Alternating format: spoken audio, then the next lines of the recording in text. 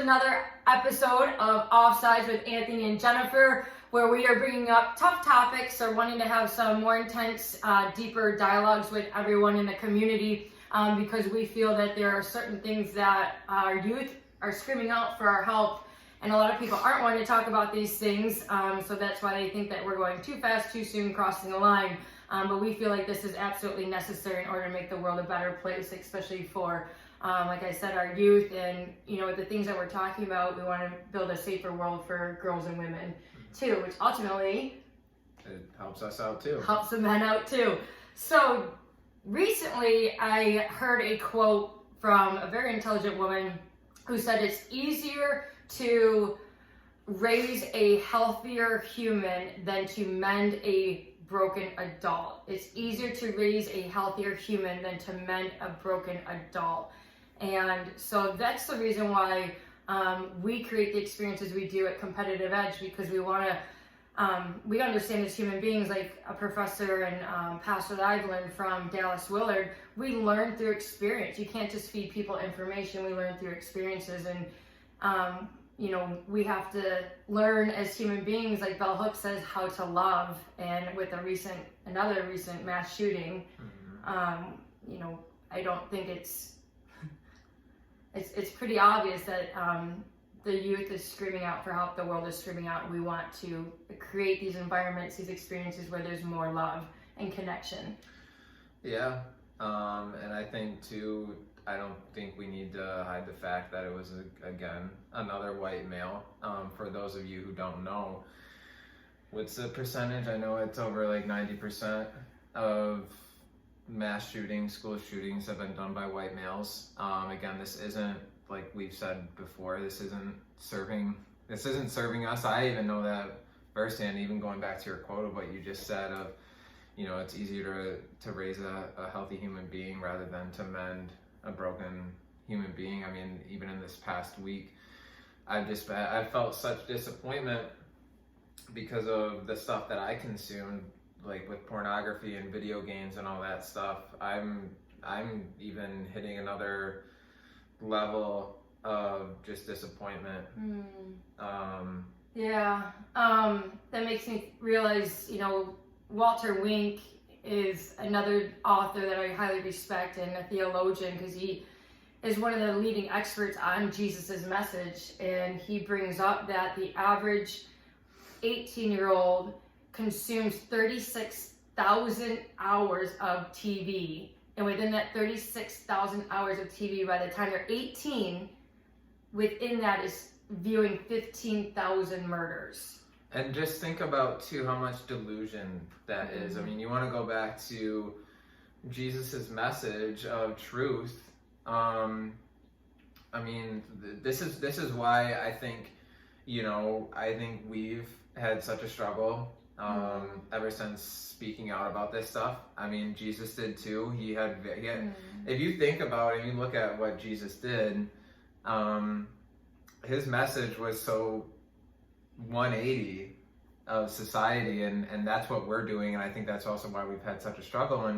And you have to think about what's going on in society of, people are numbing through, TV, we constantly have our phones.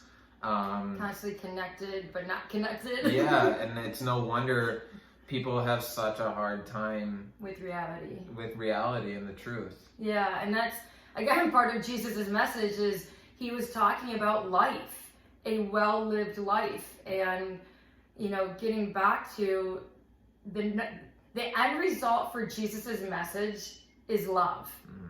It was love, and it wasn't about actions, it wasn't about power, it wasn't about domination, it wasn't about legalism, it wasn't about traditions. It was how, if we want to become a disciple of Jesus and have him be our teacher, the best way of viewing how we are a disciple of Jesus is how well we love one another.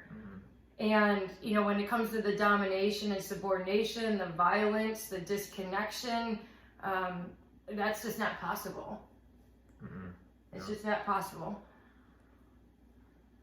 So, again, I just want to admit that I've come from the past few years learning about all this stuff of rage and anger because of this going on, because it was being done to, like the poor girls, the poor women, not only in my own personal experiences, but hearing some stories of girls in like Gail Dines, what's going on in pornography. And so now, luckily, with Jesus' message and God's transformation in my heart, I'm seeing what tragedy this is for you all.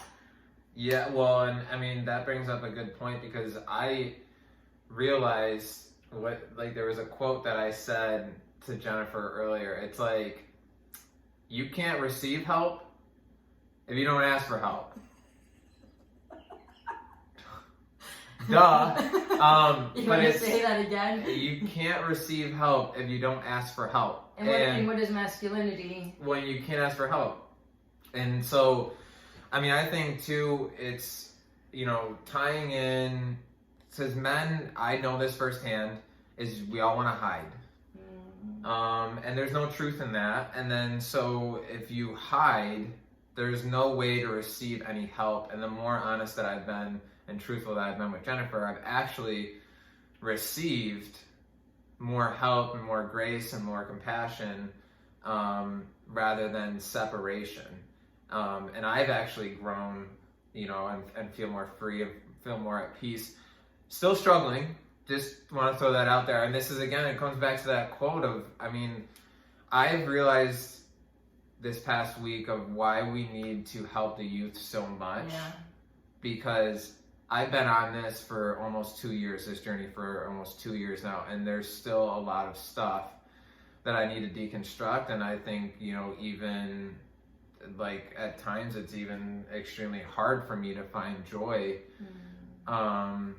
because of realizing how much damage the stuff that I consumed did to me. Well, and I'll just end with this, is you said a key thing about like damaging and what you were brought up on. And Dallas says, as a child, we pick up certain beliefs like a coat picks up lint. And that's why we talk to our players about challenging what you believe. I mean, this even goes, Emma's going to be very vulnerable right now. This even aligns with Tantra. This aligns with Tantra of you have to deconstruct beliefs. And because you can be fully human and free. And that was Jesus' message about freedom and the peace and joy and be of good cheer. And it leads to joy. But what damaging beliefs do you have to, or we have to, look in the mirror and say, is this life-giving? Is it life-giving?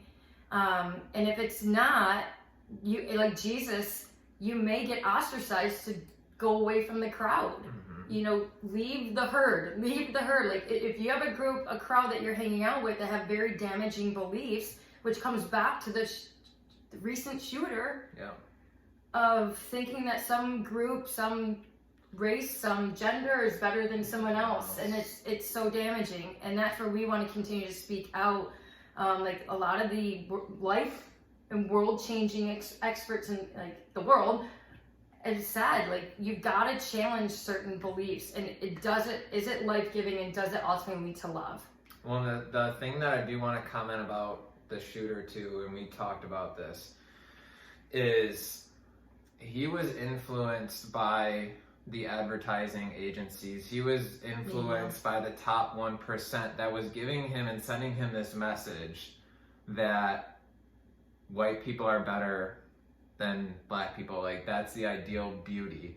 And so he went and thought he was helping them out, but he's not helping. Now his life's ruined. Yeah, his life is ruined. He's now in jail for the rest of his life because he was sold this lie. This is why lies destroy people. I mean, that's a very prevalent example, but most people don't even know what's going, and this is what I want to be more truthful as well, is most people don't even know what's going on inside of them and what's going on inside their heart. It's very easy to get led astray. It comes back to the heart. I mean, that's God's message, is he is a God that's after our hearts. It's a heart condition. And so we thank you for listening to us. We want this to be interactive, so please leave any comments below or reach out to us if you, again, have any concerns, challenges, or questions. We would love to hear from you. So until next time, continue to challenge your beliefs, open up your heart, and open up to one another, because it leads to a lot of much more healing, healthier, joyful life. And seek truth. And seek truth.